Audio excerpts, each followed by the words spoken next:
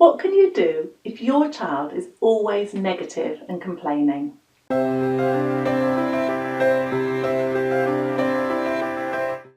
If you have a negative, complaining child, firstly, empathise with your child's negative thoughts.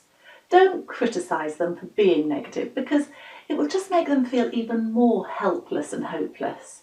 Instead, listen to them and empathise with what they're thinking. You could say, "It sounds like you're really worried about the coach trip, not knowing who you're going to sit next to. That's hard."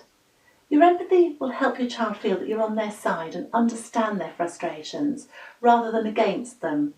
Don't try to come up with solutions or arguments against what they're thinking. Just listen and empathise. If your child gets angry and is rude to you, try to understand what they're really saying. If they say, "I hate you," or "I wish I was dead," think about the meaning behind the words.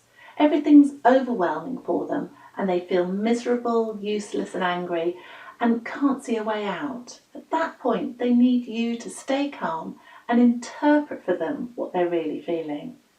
You're finding life really tough at the moment. Secondly, teach your child to think positive thoughts. Your child thinks negatively to protect themselves. If they're ready for everything negative that could happen, there won't be any surprises. But that negativity is self-destructive and stops your child enjoying life and new experiences. They need help to think differently.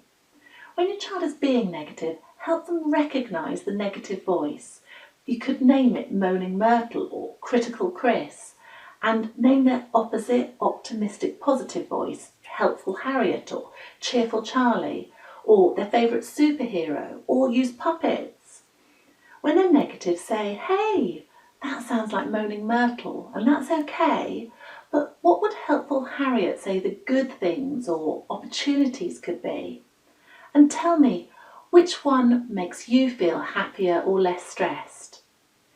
If they were worried about an event, check, did they have a good time?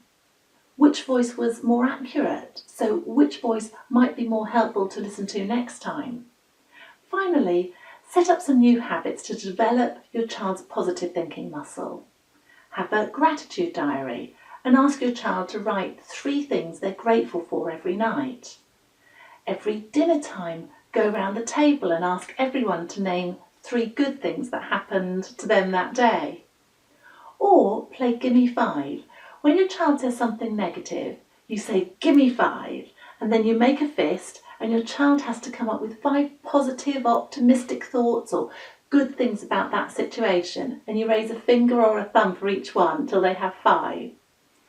So, 3 things you can do if your child is always negative and complaining are: empathise with your child's negative thoughts, teach your child to think positive thoughts, and set up new habits to develop your child's positive thinking muscle. If you found this useful, visit my website www.parentforsuccess.com and sign up for my video tips for raising children, and you'll get the latest video tips sent straight to your inbox.